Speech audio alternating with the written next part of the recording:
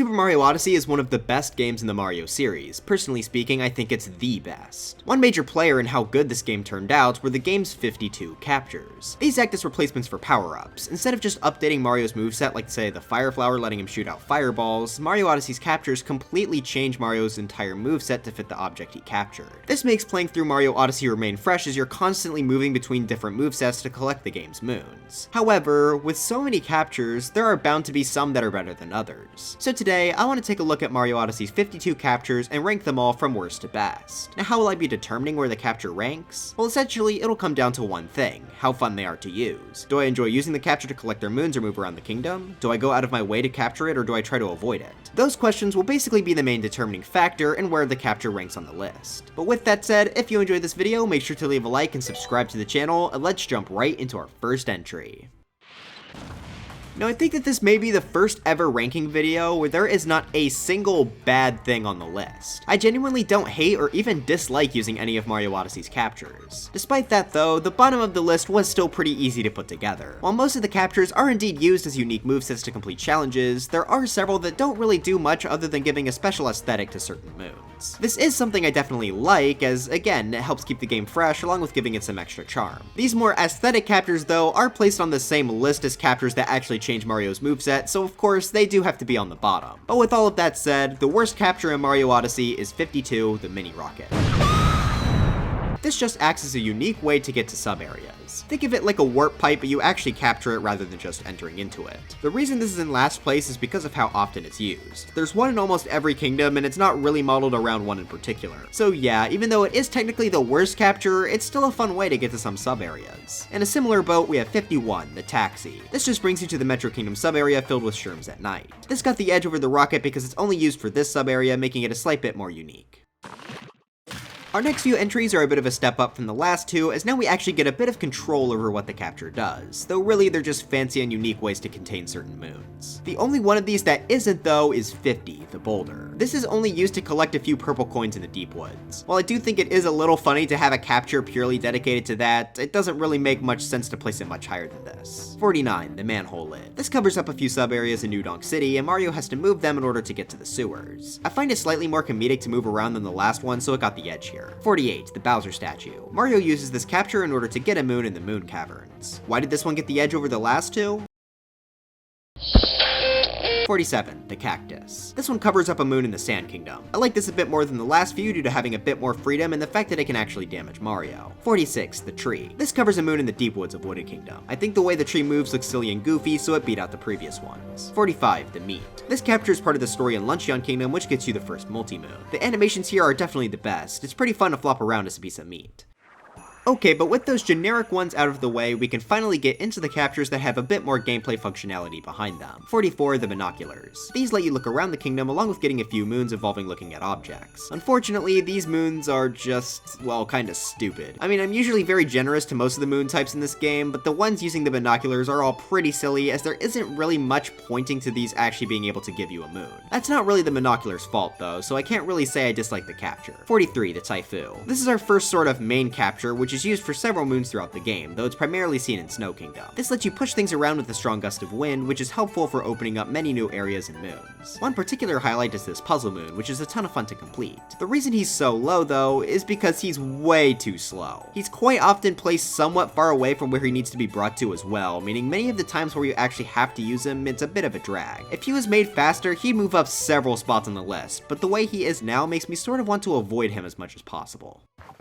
42, the poison piranha plant, and 41, the fire piranha plant. These two captures are probably the two most forgettable in the game. In fact, it's very common to 100% complete the game without using them a single time. On my first playthrough, capturing them was the very last thing I did because I genuinely did not know they could be captured. I've mentioned this in previous videos, and several of you have also commented saying you've had a similar experience. For those of you that still don't know how to capture them, you have to throw a rock in their mouth and then you're able to throw Cappy on top of them. Once captured, they let you shoot out either poison or fire, which doesn't really do that much. The fire piranha plant gets the edge because it is actually actually helpful for a few moons, but since they're both generally pretty useless, they get to be at the bottom of the list. 40. The Moai. The Moai lets you see invisible platforms and is primarily found in the Sand Kingdom. I think they did a pretty good job designing this guy, as he's only able to run without his sunglasses that let him see the invisible platforms, giving him a pretty fun gameplay balance. The thing that's holding him back though is just the fact that he doesn't really do anything. Any moon he's in can be done captureless, so most of the time when I replay the game, I don't really use it. Still though, he's a very well designed capture, so I had to give him some credit here. 39. The Spark Pylon. These let Mario follow wires and act as a form of travel in many of the kingdoms. While that may just seem like this capture is more of an automatic thing, there are a few moons that let you choose how you have to move around with them, plus they can even pick up coins near the wire by pressing a button. The capture still isn't that crazy though. In a similar vein, 38. The Zipper. This also lets Mario go along a set path, though aesthetically I like it more since it's more unique to Lake Kingdom. 37. The Letters. These are used in the Metro Kingdom where you have to figure out how to spell Mario. Huh? Huh? Huh? I can't really move this that high up though due to them only really being used once. That applies to pretty much all 4 of our next entries as well. 36. Puzzle Part Lake Kingdom, and 35. Puzzle Part Metro Kingdom. These are both used for one moon in their respective kingdoms where you have to move the block in just the right way so that the correct face can place onto the object. These are both once again one-off captures that are used in some really fun moons. 34. Picture Match Part Goomba, and 33. Picture Match Part Mario. These are used in the Picture Match minigame where you have to try and place them on the character's head correctly in order to accurately make a picture of them. This genre of moons was one of my absolute favorites in the game, so even though the capture controls themselves are nothing special, it didn't feel right to place these moons too low. But from this point on, the captures start to become a lot more unique. Starting off, we have 32, the Goomba. Being Mario's most iconic enemy besides Bowser himself, they of course had to be here as a capture. Since they're so generic though, they don't do too much. They're able to run and jump around just like Mario, though their real special ability is being able to stack themselves. Constructing Goomba towers is quite a bit of fun. It's always great to see how high you're able to stack them. There are 2 main moon categories these guys are used for. First are the Goomba Love Moons, and the second one are the Goomba Switch Moons. Both are pretty fun to do, so the Goombas are definitely pretty solid. 31, the Frog. Being the first capture in the game, it's no surprise that the frogs are fairly generic too, just having the ability to give Mario a higher jump. This can be pretty fun at times, though honestly most of the frog moons are much more fun to do captureless, which did lose this capture a few points. Still though, I think it's a perfect introduction to the world of captures as it's a simple and intuitive upgrade, but that just means it's not really as interesting as much that comes after it. 30, the Coin Coffer. I have always liked this enemy a lot in the Mario series, so I was happy to see it make an appearance in Mario Odyssey. These guys will give Mario a ton of coins upon being captured, and then let him shoot out these coins to attack enemies and collect some moons. Sadly though, the moons this guy are used in are for the most part pretty underwhelming. In fact, I think he's responsible for the worst moon in the game, where you have to spit out 500 coins onto this plant in the Wooded Kingdom. Had he been used more often and in some better moons, I think I likely would have moved him up a bit. 29, Lakitu. He acts as Mario Odyssey's fishing minigame. These moons are pretty fun to collect, so the only real thing bringing Lakitu down is that this is all he's used for. Okay, well he is used for one Captain Toad moon, which is absolutely fantastic, but besides that, he's just a bit more limited compared to our future entries. 28, the Chain Chomp. 27, the Big Chain Chomp. And 26, Brood's Chain Chomp. These all act the exact same as each other, where you get to launch the Chain Chomp in any direction you'd like to. Launching these guys is a lot of fun, and they even use them in some pretty fantastic moons, such as this one where you have to knock several chain chomps into each other in order to hit a target. Madam Brood's boss fight is also one of my favorites in the game due to how well utilized the chain chomp capture is in the fight. The only real problem with these guys is that they're locked into one spot, but that doesn't really stop many of their uses from being absolutely fantastic. 25, the Sherm. This one was a bit of a tough one for me to place because on the one hand, the concept is fantastic. Being able to control a tank is a perfect idea for a capture. On the other hand, the controls behind this capture are really not the best at times. For some reason, firing the cannon just does not feel that responsive. Plus, this is used in the Mecha Wiggler boss fight, which is, yeah. 24, the Jizo. These are seen mostly in Bowser's Kingdom, and they have Mario move around as a statue in order to solve some puzzles. Hopping around with them and solving the puzzles is pretty unique, so I like these guys a lot. Sure, they are a bit slow and can't really be used outside of their dedicated moons, but the times where we do actually get to use them are great. 23, the Shibarian Racer. This guy is used in the Snow Kingdom to collect the Bound Bowl moons. This set of moons are pretty good, but unlike the picture match moons that are also really good, this mostly comes down to the captures controls themselves. It's a lot of fun to bounce around the arena and attempt to get a faster time. Honestly, I think the controls are good enough to even work outside of these challenges, but sadly you can't access them unless you're in one of these sub-areas. Had it been used more often, I think I likely would have moved it up higher. 22, the Tropical Wiggler. This is the main capture of the Lost Kingdom, and they allow Mario to stretch over long spaces of land. The movement on the stretch itself is actually surprisingly quick and responsive, making it a lot of fun to use when needed. This does have a similar problem to the Frog though, where many of the moons using it are more fun to do captureless, but regardless, I think the movement here is great. 21, Cheep Cheep, and 20, Cheep Cheep Snow Kingdom. Yeah, these are two different captures. You want to know the difference between them? The Snow Kingdom one is purple. Okay, aside from them basically being the exact same thing, these are both incredibly helpful in making travel through water a lot more entertaining. Mario Odyssey has the best water levels in the entire series, and I think these two are a big part in that. Sure, they may not be the most exciting or interesting captures in the world, but they were definitely very important, so I'm glad they're here. 19, the T-Rex. This is one of the most iconic captures in Mario Odyssey. Sadly though, he's only seen capturable in two areas, Cascade Kingdom and the Deep Woods of Wooded. When he is captured though, rampaging through the level is a ton of fun. The moon in the Cascade Kingdom where you have to slaughter hundreds of burbos is especially a highlight. There are a few other downsides, like the fact that this guy has a time limit and a big hitbox that can make it hard to move around at times, but that doesn't stop the T-Rex from being an absolute blast to use. 18, the Hammer Bro, and 17, the Fire Bro. These both let you control one of the Mario series' most infamous groups of enemies. Essentially, these act as a way to give Mario the Hammer Suit and Fire Flower power-up, and since those two are fantastic power-ups, it's pretty safe to say that they work great here too. On top of that, the movement is also pretty fun, as the bros hop around everywhere while also having access to a large jump. I do think I prefer the Fire Bro though, just because trying to aim shots with it feels a lot better than the Hammer Bro.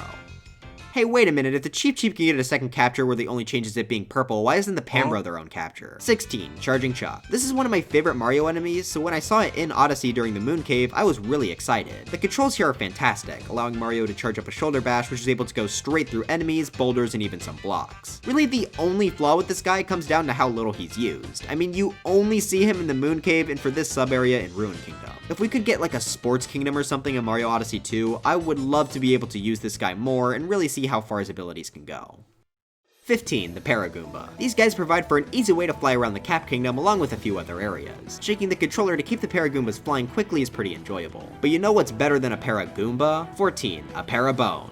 Dry Bones for Smash. Yeah, I was pretty excited to see Charge and Chuck in the Moon Cave, but absolutely nothing compared to how much I screamed when I saw I could play as Dry Bones, my favorite character in the Mario series. Obviously, I would put him at number 1, but since I'm going to try and lower my bias here, I'll put him right next to the Paragoombas since they essentially do the same thing. Not only is his aesthetic obviously better though, but so are his moons, as Parabones have a lot of legitimately very good moons to their name. My personal favorite is the Hexagon Tower sub-area, which uses the capture excellently. 13, the RC car. While this capture is only used for 3 moons in the entire game, each of them are fantastic, and 2 of them even happen to be some of my favorites in Odyssey. The controls feel perfectly janky to replicate RC car toys, but they still feel really good to master. When I first played through the game, I remember spending hours grinding down my time because the RC car was just so much fun to control. Honestly, I really wish he was used a lot more. 12, Glide-On. This guy is seen all throughout the game and allows Mario to glide around the kingdom to collect moons. The glide is surprisingly in depth, as if you shake the controller, you can basically glide forever, making this one of the most freeing captures in the game. It's always a blast to try and use this guy to tackle challenges, so he had to place pretty highly on the list.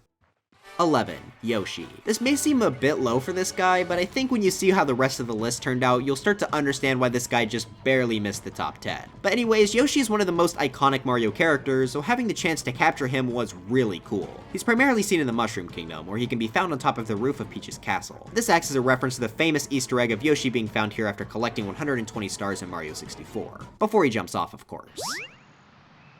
The controls here also well exceeded my expectations. He of course has the flutter jump and can eat things like you'd expect, but the tongue can actually attach to much more than just enemies and items. One of my favorite things to do is stick it to the ground to build up a ton of speed. You can even use it to cling onto walls, so of the game's captures, Yoshi is one of the most diverse. I do wish the moons involving him were a little bit more than just eating fruit, but most of them are still really good, so I can't really complain. 10, the Bullet Bill. 9, the Bonsai Bill. And 8, Knuckle-Tech's Fist. Okay, these guys are the reason Yoshi didn't make top 10. There's 3 variants of this really good concept. Essentially, they let you temporarily fly horizontally in any direction you'd like. Bullet Bills are even able to break blocks too. Bonsai Bills, though, are able to ram through a ton of them, which gave them the edge. Now, it may seem like these deserve to be a bit lower than Yoshi, as they seem a bit simpler. However, I think these captures all got extremely well used throughout the entire game. There are a ton of obstacle courses involving these, along with some puzzle moons, and even some where you need to smartly use the Bullet Bill to reach it. Plus, Knuckle-Tech's Fist acts as a way to have Bullet Bills in a boss fight, so I think it's pretty fair to say that the Bullet Bills are one of the best utilized captures in Mario Odyssey.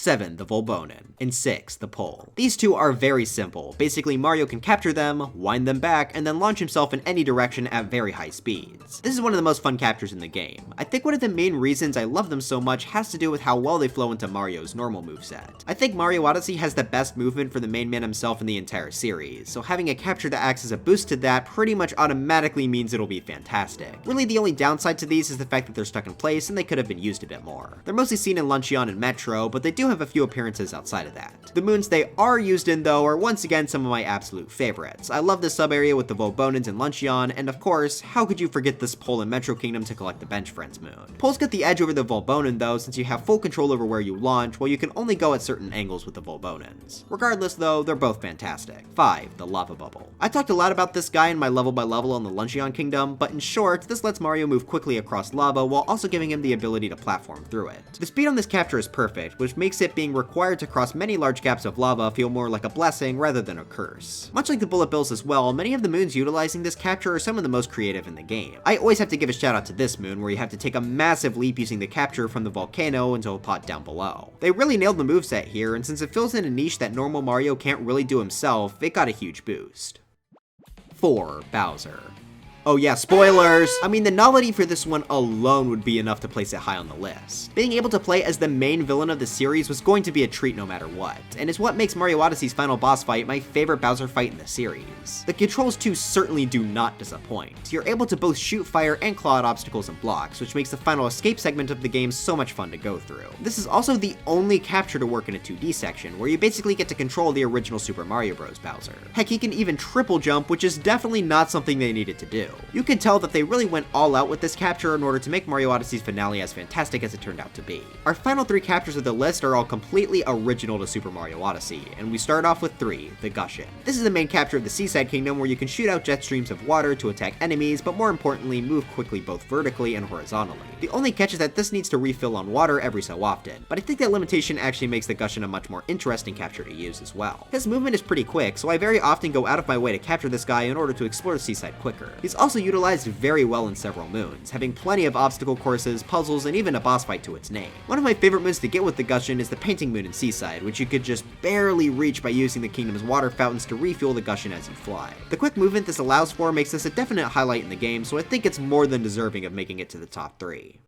2. The Uproot. This guy is the primary capture for Wooded Kingdom and focuses on vertical movement. He's able to stretch his legs quickly in order to reach higher up points in the kingdom. Wooded Kingdom is designed to have a ton of places to use this guy, and it's always a blast to capture them to complete it. The vertical movement feels super fluid, but that doesn't mean the horizontal movement is any slouch either. Yeah, he's a bit slow walking around, but hopping quickly by stretching and shrinking the legs is so much fun. Just like the Gushin 2, he's used in a ton of different moon types, making this capture another easy highlight. But the capture that I still think is the best capture in the game all these years later has to be the Pokio. These guys are able to use their beaks to attack enemies and break certain blocks, but the main use is sticking them into wooden surfaces in order to launch yourself, very similar to the poles and Volbonins earlier in the list. Finding the best places to stick their beak in the wall in order to quickly launch yourself upward is what makes Bowser's Kingdom so much fun to navigate. There are several obstacle courses placed throughout not only the story of Bowser's Kingdom, but also scattered along the side of it as well. This moon in Seaside Kingdom, where you have to hit the bomb with its beak just right so it rides along the wall, is always a very memorable part of replaying the game. But of course, the main moon using this guy is the final boss of Bowser's Kingdom, the Robo Brood, which I think is the best boss fight in the entire Mario series. The only real downside you could make about the Pokio is that their ground movement speed is a bit slow, but there's almost never a time you're going to be using him to walk long distances, so I don't really find that to be much of a problem at all. So for having one of the most fun gimmicks, along with being featured in some of Super Mario Odyssey's best moons, the Pokio gets to take number 1 as the best capture in Super Mario Odyssey. But anyways, that's it for this video. Are you enraged that the giant green manhole lid and the normal manhole lid aren't considered different captures? Let me know in the comments. This video was a long time coming, and yeah, I know a few others have made videos similar to this in the past, but I really wanted to make this regardless, and a lot of people have been asking for it. I also always love an excuse to talk about Mario Odyssey, so if you all have any other Odyssey suggestions, feel free to let me know in the comments. But anyways, dry bones for Smash, and I'll see you guys next time.